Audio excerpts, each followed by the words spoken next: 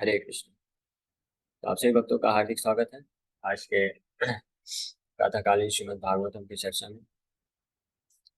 तो कल हमने ये पहले स्कंद का दूसरा अध्याय कंप्लीट किया। तो आज हम लोग तीसरा अध्याय चालू ना करके हम लोग चर्चा करेंगे, प्रश्नोत्तर लेंगे। आप लोग का टेस्ट है आज कि ये दूसरे अध्याय में आपने क्या क्या सीखा। तो प्रश्न नंबर 1, पहला प्रश्न है कि ये जो दूसरा अध्याय है, अगर आपको याद होगा तो पहले अध्याय में सौनक आदि ऋषि जो नैमिषारण्य में उपस्थित हुए थे, सूत गोस्वामी वहां पे आए थे। तो सूत गोस्वामी को व्यास आसन में बैठा करके शौनक आदि ऋषियों ने 6 प्रश्न पूछा था उन्होंने, और उन्हीं 6 प्रश्नों के उत्तर में पूरा भागवतम प्रकट होने वाला है। तो ये जो दूसरा अध्याय है, सूत गोस्वामी जब बोलना प्रारंभ करते हैं, पहले अध्याय में तो सौनक आदि ऋषि ही बोलते हैं, सूत गोस्वामी उसमें नहीं बोलते हैं। वो शौनक ऋषि और सौनक आदि ऋषि मतलब सौनक ऋषि समेत सभी ऋषि मुनियों ने सूत गोस्वामी का स्वागत सत्कार किया, उनका प्रशंसा किया और कृष्ण कथा का भी गुणगान किया। और फिर उन्होंने 6 प्रश्न पूछे। उन 6 प्रश्नों में से 2 प्रश्नों का उत्तर इस दूसरे अध्याय में सूत गोस्वामी देते हैं। तो सबसे पहले तो आपको बताना है कि वो 2 प्रश्न क्या थे जो सौनक आदि ऋषि ने पूछे थे पहले अध्याय में, जिनका उत्तर ये दूसरे अध्याय में लगभग 34 श्लोकों में सूत गोस्वामी देते हैं। हरे कृष्ण प्रभु दंडवत प्रणाम। प्रभु जी, मुझे एक क्वेश्चन याद है जिसमें पूछा गया था कि जो मरणासन्न व्यक्ति है जिसका मरण मतलब डेथ नजदीक है, उसकी ड्यूटीज क्या है। वो इम्पोर्टेंट यस, क्वेश्चन पूछा गया था। Yes, yes, thank you, very nice. तो जो मृत्यु के करीब है तो उसका क्या कर्तव्य है, या वो श्रेष्ठ उपाय पूछे थे ताकि वो आसानी से कोई व्यक्ति अ, कुछ कर्तव्य का पालन करके सिद्धि को प्राप्त कर सके, सरल उपाय पूछे थे। दूसरा प्रश्न उन्होंने पूछा था कि सर्वश्रेष्ठ धर्म क्या है, किसी व्यक्ति के द्वारा किया जाना सर्वश्रेष्ठ परो धर्म क्या है, ये पूछा गया। यस कविता माता जी, आप कुछ बताना चाहती हरे कृष्ण प्रभु जी, पंचांग प्रणाम। हैं? प्रभु जी, तीसरे क्वेश्चन में बताओ। बताइए। इसमें फिर ये पूछते हैं सूत गोस्वामी से कि मतलब कि पूर्ण पुरुषोत्तम जो भगवान जैसे जो है दैविक गर्भ की शुद्धि से प्रकट हुए थे, भगवान का जन्म क्यों हुआ। हाँ, तो तीसरा क्वेश्चन फिर चौथे प्रश्न में उनके अवतार कथा शुभा उसके बारे में पूछते हैं, तो वो तीसरे अध्याय में आएगा उसका उत्तर। तो अभी जो दूसरा अध्याय पे हम लोग चर्चा करने वाले हैं, तो इस दूसरे अध्याय में मुख्य रूप से इन 2 प्रश्नों का उत्तर देते हैं। इसमें 34 श्लोक है टोटल। तो मैं एक बार इसको रिकैप कर देता हूँ, समराइज कर देता हूँ। तो आज के सेशन में हम पूरा रिवीजन करने वाले हैं दूसरे अध्याय का, ताकि आप लोग फ्लो को भी समझ सकें। तो पहले अध्याय का तो आप समझ ही गए।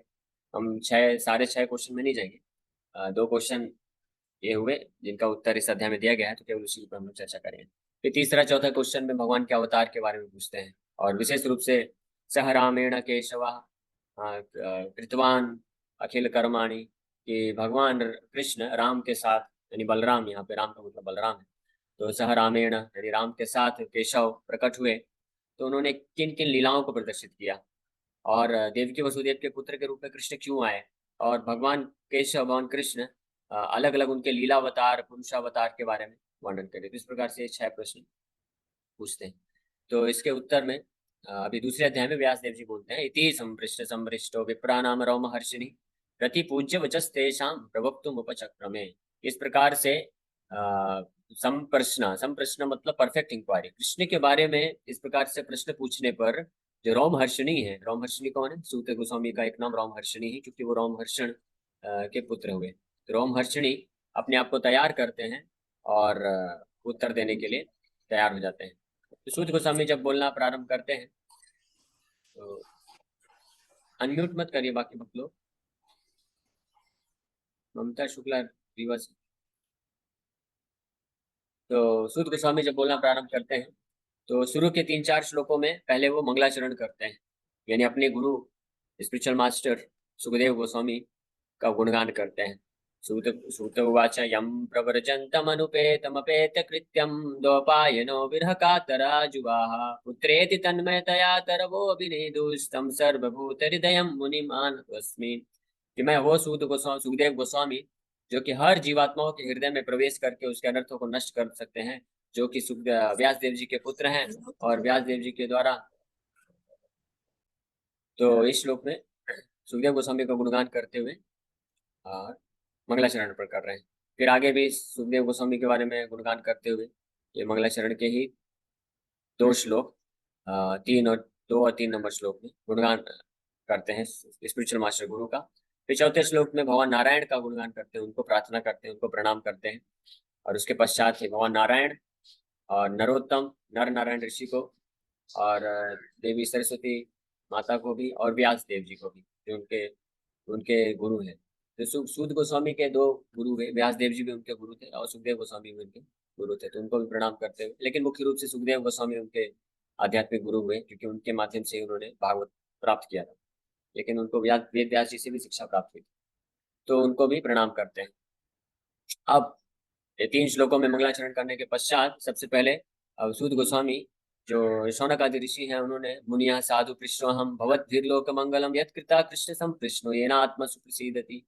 कि हे मुनि, हे शौनक आदि ऋषि, आप लोगों ने बहुत अच्छा प्रश्न पूछा है, इससे सारे लोगों का मंगल हो जाएगा, क्योंकि ये कृष्ण संप्रश्न है। संप्रश्न मतलब परफेक्ट क्वेश्चंस रिगार्डिंग कृष्ण। ये कृष्ण के बारे में बिल्कुल सही सही प्रश्न आपने पूछा है, और इससे जो है हर प्रकार की आत्मा को सुप्रसीदति यानी संतुष्टि प्राप्त हो जाएगी। अब ये 6 नंबर श्लोक से वो उत्तर देना प्रारंभ करते हैं।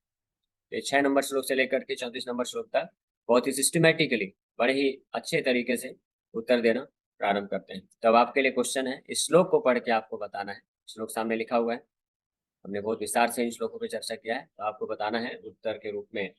सवै पुंसां परो धर्मो यतो भक्तिरधोक्षजे अहेतुक्य प्रतिहता ययात्मा सुप्रसिद्धति। तो हाथ ऊपर करिए, बताइए कि यहाँ पे इस श्लोक में उत्तर दे रहे हैं सूत गोस्वामी, जो प्रश्न पूछा गया था कि सर्वश्रेष्ठ धर्म क्या है। पहले आपको बताना है, सबसे पहले बताना है धर्म का अर्थ क्या होता है, उसके बाद उत्तर बताना है सर्वश्रेष्ठ धर्म सूत गोस्वामी ने क्या उत्तर दिया।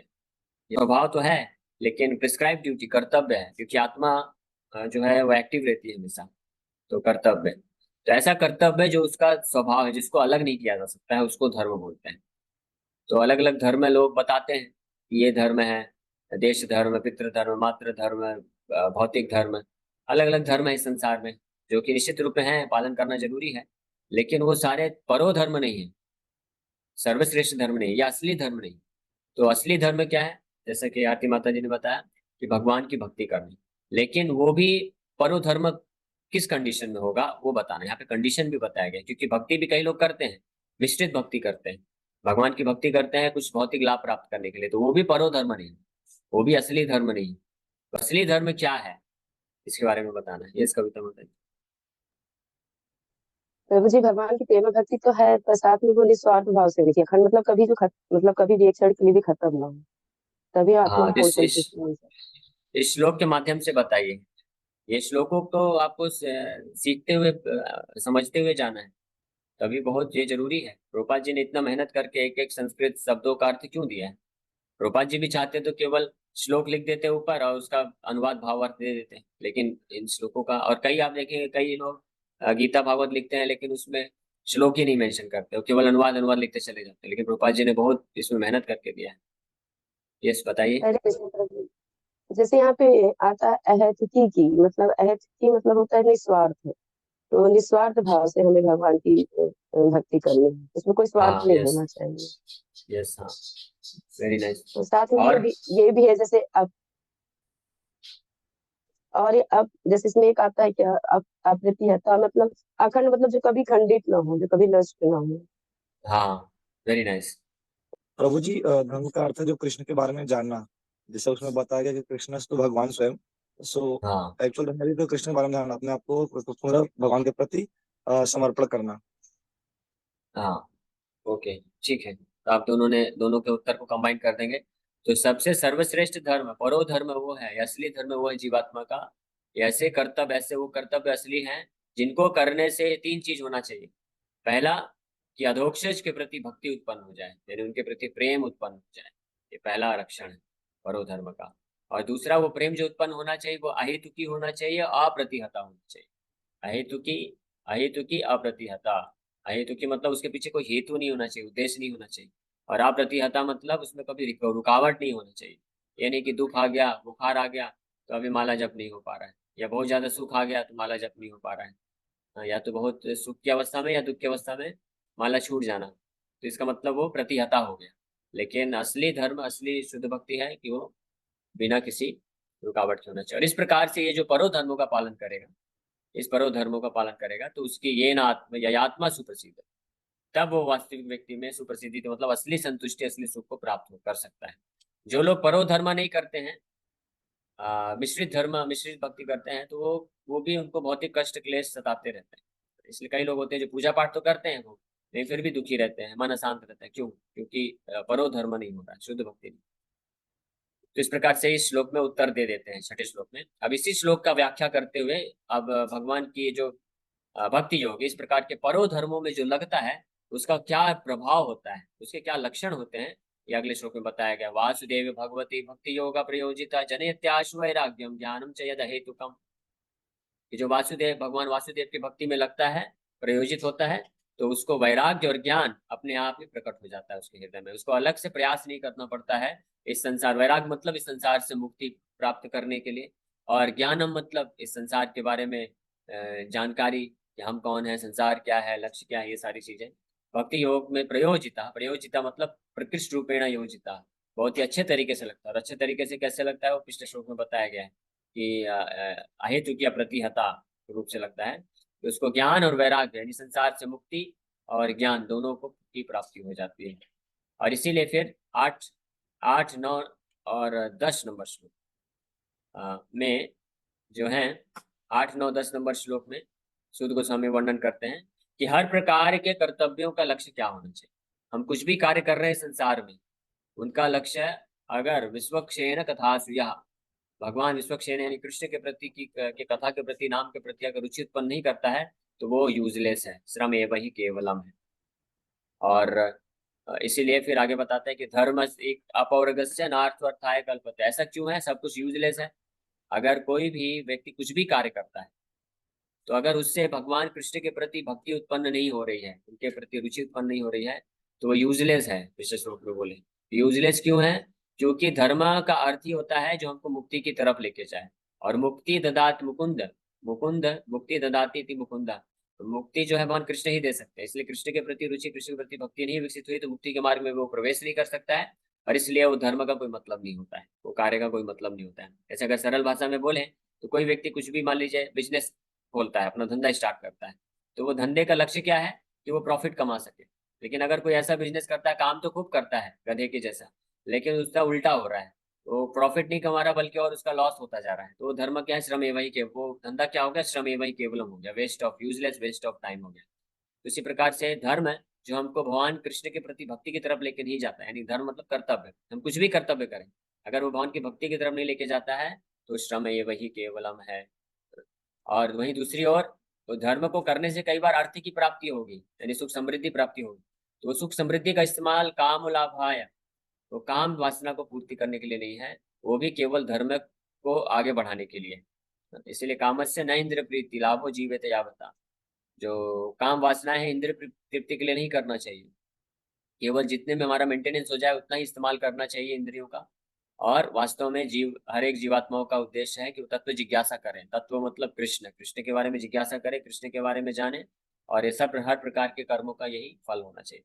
तो यहाँ तक इस प्रकार से ये सवै पुंसा परो धर्मो श्लोक पे आधारित सूत गोस्वामी हर प्रकार के धर्म मतलब कर्तव्य, तो परो धर्म तो बता दिए 6 नंबर श्लोक में। लेकिन उसके पश्चात फिर कोई प्रश्न पूछ सकता है, तो बाकी क्या धर्म, बाकी जो कर्तव्य हम छोड़ दें?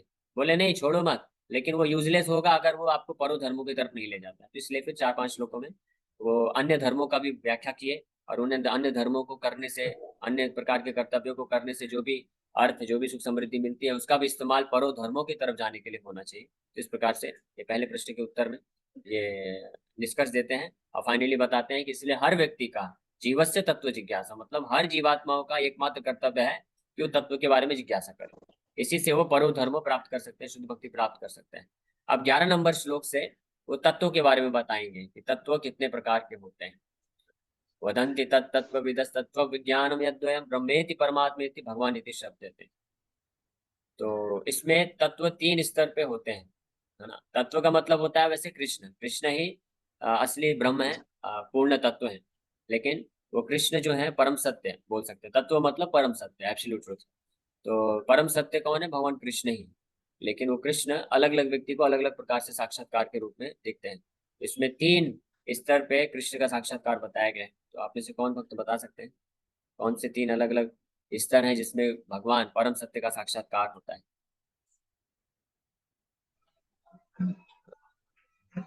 यस बोलिए। यस मनीष को। गुरु जी, ब्रह्म, परमात्मा और स्वयं भगवान, तो ये 3 अलग अलग हाँ, स्वरूप है। यस, ब्रह्म, परमात्मा और भगवान। ओके, नेक्स्ट क्वेश्चन कोई और बताएगा इसी पे? ये तीनों चीज क्या है? ब्रह्म क्या है, परमात्मा क्या है और भगवान क्या है? योगेश को बोलेंगे। योगेश को हाथ उठे, या फिर नेक्स्ट कविता माता जी। हरे कृष्ण प्रभु जी। हाँ, हरे कृष्ण। ब्रह्म का यहाँ पे तात्पर्य आपने जैसे सूर्य का उदाहरण लेकर के बताया, तो जैसे ब्रह्म जिसमें कोई आकार नहीं होता, निराकार की जो करते हैं वो ब्रह्म हो जाता है। और परमात्मा में आंशिक रूप से साकार होता है, मतलब ब्रह्म में निर्विशेष आ जाता है, और परमात्मा में आंशिक स्वरूप, और भगवान में स्वयं पूर्ण साकार रूप में जो भगवान हमें देते हैं वो होता है परमात्मा ओके ही ओके, भगवान। हाँ, वेरी नाइस, थैंक यू, सही बताया आपने। तो ब्रह्म मतलब निराकार ब्रह्म ज्योति जिसको बोलते हैं, और परमात्मा मतलब लोकलाइज एस्पेक्ट जो हर किसी के हृदय में परमात्मा विष्णु मूर्ति के रूप में विद्यमान है। और भगवान मतलब स्वयं कृष्ण। तो इन तीनों में से, अब नेक्स्ट क्वेश्चन है, इन तीनों में से परम सत्य का सबसे सर्वश्रेष्ठ साक्षात्कार का रूप कौन सा है, स्वरूप कौन सा है और क्यों? यस अंकिता माता जी। या हरे कृष्ण प्रभु जी। सबसे हरे कृष्ण। सर्वश्रेष्ठ जो भगवान का स्वरूप है वो श्री कृष्ण ही है, जो द्विभुज मुरलीधर रूप में है, श्याम सुंदर रूप में। हरे कृष्ण। ओके, परम सत्य का सर्वश्रेष्ठ स्वरूप है। यस आरती माता जी, आप बताएंगे और कुछ इसमें? जी प्रभु, ये भगवान ही है सर्वश्रेष्ठ, जो हमारे लेकिन इसको थोड़ा और एक्सप्लेन करिए कैसे, क्योंकि जो निराकार ब्रह्मवादी हैं वो बोलेंगे निराकार ब्रह्म सर्वव्यापक है इसलिए वो सर्वश्रेष्ठ है। कृष्ण तो बस द्विभुज है, एक ही रूप है, तो वो कैसे सर्वश्रेष्ठ हुए? क्योंकि बताइए, कोई भगवान प्रमाण देके बताइए। भगवान परम 16 कलाओं में से युक्त है, इसलिए भगवान ही सर्वश्रेष्ठ है। हाँ सही बात है, वो तो है। लेकिन कोई प्रमाण से आप प्रमाणित करिए कि निराकार ब्रह्म जो है वो भी भगवान पे, कृष्ण पे निर्भर है। कौन बता सकता प्रभु जी, हरे कृष्णा। मुझे वो एक एग्जाम्पल दिया था प्रभु जी ने कि सूर्य और उसकी किरणों का। है? तो हाँ जो किरणें आती है वो ब्रह्म है, और जो हमें सूर्य यहाँ से दिखता है वो परमात्मा। और जो सूर्य में जब हम पहुंच जाएंगे तो वहाँ एक अलग वो है, मतलब अलग दुनिया है, तो वो भगवान है। तो वो सूर्य के सबसे देवता, मतलब, सूर्य के देवता को हाँ, सूर्य भगवान के से देवता। कंपेयर किया गया है। सूर्य का ग्रह परमात्मा और सूर्य की किरणें जो है ब्रह्म। ठीक है, लेकिन शास्त्र है, ये तो सही बात है, एनालॉजी तुलना रूपा जी दिए हैं समझाने के लिए। शास्त्र का प्रमाण भी प्रस्तुत करिए। यस योगेश को आप बता सकते हरे कृष्ण होगी। शक्तिमान से शक्ति आती है। अगर शक्ति हम ब्रह्म हैं? हाँ ज्योति कहते हैं तो ब्रह्म ज्योति के पीछे पर्सनालिटी है, उसी से वो ज्योति प्रज्वलित होती है। ऐसा नहीं है हाँ कि शक्ति अलग है, और मतलब शक्तिमान अगर नहीं है और सिर्फ शक्ति है, ऐसा मतलब नहीं। हाँ, सही बात है, बहुत अच्छा, बहुत बढ़िया, परफेक्ट एग्जाम्पल दी कि बिना शक्तिमान के शक्ति नहीं आ सकती। जैसे बिना बल्ब के लाइट नहीं आ सकती, तो जो प्रकाश है वो निराकार है, निराकार ब्रह्म के जैसा है। लेकिन बल्ब के बिना, बल्ब जो है उसको भगवान से कंपेयर कर सकते हैं, तो वो लोकलाइज है, उसका स्वरूप है। तो बिना स्वरूप के ये निराकार जो ब्रह्म है प्रकट नहीं हो सकता है। और इसका रेफरेंस है भगवत गीता में, कृष्ण खुद बोलते हैं कि ब्रह्मणो ही प्रतिष्ठा हम, कि मैं ब्रह्मणा का प्रतिष्ठा, ब्रह्म ज्योति का प्रतिष्ठा हूँ, यानी मेरे से प्रकट होता है। और ब्रह्म संहिता में ब्रह्मा जी भी बोलते हैं। तो ये आप लोग को ये याद रहना चाहिए, भले ही श्लोक पूरा ना याद हो, लेकिन एटलीस्ट, क्योंकि कई लोग आर्ग्यू करेंगे, तर्क वितर्क करेंगे, तो आप उनको बता सके ताकि। तो ब्रह्म संहिता में बताते हैं ब्रह्मा जी की ये जो ब्रह्म ज्योति है, निराकार ब्रह्म ज्योति है, कृष्ण के शरीर का अंग कांति है। शरीर का जो प्रकाश निकलता है, तेज है, वो ब्रह्म ज्योति है। यस्या प्रभा प्रभवतो जगदंड कोटि, इतना भी अगर बोल देंगे, यस्या प्रभा, जिनकी प्रभा है, प्रभा मतलब तेज है, वैसे गोविंदम आदि पुरुषम तम हम भजामी, ब्रह्म संहिता में ब्रह्मा जी बोलते हैं। अब भागवत में भी कई जगह ये वर्णन है। गीता में भगवान बोलते हैं ब्रह्मणो ही प्रतिष्ठा अहम, ये ब्रह्म ज्योति का प्रतिष्ठा यानी आश्रय मैं हूँ, मेरे से प्रकट होता है ये। ये पहला चीज, ठीक है। और दूसरा है कि जो निराकार ब्रह्म ज्योति है उसमें केवल एक ही फीचर है, आध्यात्मिक जगत का केवल सत है। निराकार ब्रह्म ज्योति जो है वो सनातन है मात्र है, उसमें चित्त नहीं है और आनंद नहीं है। और लेकिन जो परमात्मा है वो सत चित्त, ये दो फीचर से मिलकर बने हैं। चित्त सत्य भी है और चित्त मतलब कॉन्शियसनेस भी आ जाता है, ज्ञान भी आ जाता है, यानी कुछ संबंध आप बना सकते हैं। निराकार ब्रह्म ज्योति से क्या संबंध बनाएंगे, आप ध्यान ही नहीं कर सकते। लेकिन जो कृष्ण है वो सचित सचित आनंद, तीनों के विग्रह हैं, तीनों के विग्रह हैं। आनंद भी है क्योंकि बहुत सारे लीलाएं भी करते हैं, तो सचिदानंद विग्रह। तो इसलिए और इस श्लोक में भी ये पता चलता है कि वदंती तत्वविद, जो तत्ववादी व्यक्ति हैं वो लोग इस अद्वैत ज्ञान को यानी परम सत्य को इस स्टेप में जानते हैं, ब्रह्मेति, फिर नेक्स्ट स्टेप परमात्मेति, और फिर भगवान इति। यानी सबसे पहले ब्रह्म के बारे में जानते हैं, फिर परमात्मा, फिर भगवान। तो आपने अच्छा उदाहरण बताया सूर्य का और प्रोडक्ट। तो इस प्रकार से, हालांकि समय हो गया है, तो हम लोग अभी यहाँ तत्व के बारे में किए, अब इस तत्व को ही वो व्याख्या करने वाले हैं कि जो इस तत्व के बारे में स्टडी करता है और वो आगे चल के जैसे से प्रोग्रेस करता है, तो फाइनली जो एब्सोल्यूट सबसे परम सत्य है यानी भगवान तत्व, भगवत तत्व को व्यक्ति भक्तिया श्रुत गृहीतया, यानी भक्ति के द्वारा ही प्राप्त कर सकता है। यानी बाकी जो तत्व है ब्रह्म और परमात्मा, वो व्यक्ति जो है योग साधन तपस्या ये सबसे प्राप्त, फिर भी कुछ कुछ साक्षात्कार प्राप्त कर सकता है। लेकिन भगवान जो है वो केवल और केवल भक्तिया श्रुति गृहीत है, वो अगले श्लोक में बताते हैं। और ऐसी स्थिति में पश्यन्ति आत्मनि च आत्मानो, उस समय जो तत्ववादी होता है वो पूर्ण रूप से अपने को भी जान पाता है, भगवान को भी जान पाता है। और इसीलिए बोल रहे हैं कि अतः पुंबे द्विज श्रेष्ठ वर्णाश्रम विभाग सा समसिद्धिर हरितोषण, क्योंकि भगवान हरि जो है वो परम सत्य है, complete feature of absolute truth है। इसलिए कोई भी व्यक्ति कुछ भी कार्य करता है किसी भी वर्ण आश्रम में क्यों ना हो, वो अपने धर्म में अपने कर्तव्यों के पालन से अगर भगवान हरि को प्रसन्न करते हैं तो परम सम सिद्धि को प्राप्त कर लेगा। और इसीलिए 14 नंबर श्लोक में आकर के निष्कर्ष देते हैं, तस्माद एकेन मनसा भगवान सात्वतां पति श्रोतव्य कीर्तितव्य ध्येय पूज्य सनित्यता। इसीलिए पूरा मन लगा करके व्यक्ति को भगवान, भगवत तत्व, ब्रह्म परमात्मा के ऊपर भगवान है, तो भगवान पे ही फोकस करते हुए जो सात्वताम पति है, भक्तों के पति है, मालिक है और उनके रक्षक हैं, तो उन्हीं के बारे में केवल श्रवण कीर्तन ध्यान पूजा और नित्यता यही करना चाहिए। अन्य ब्रह्म को और परमात्मा के पास जाने की आवश्यकता नहीं है, क्योंकि ब्रह्म परमात्मा उनके अंदर ही है। कृष्ण को जो कर लिया, पूजा ध्यान कर लिया, श्रवण कीर्तन कर लिया, तो परमात्मा ब्रह्म का भी पूजा और उनका भी ज्ञान हो गया। तो इस प्रकार से ये 14 नंबर श्लोक में निष्कर्षतः बताते हैं।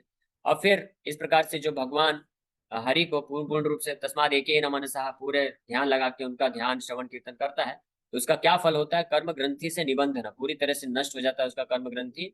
और इसलिए कौन बुद्धिमान व्यक्ति होगा जो इनकी कथा में रुचि नहीं लेगा। अब यहाँ 15 नंबर श्लोक तक तो बता दी भगवत तत्व के बारे में, कौन रुचि नहीं लेगा।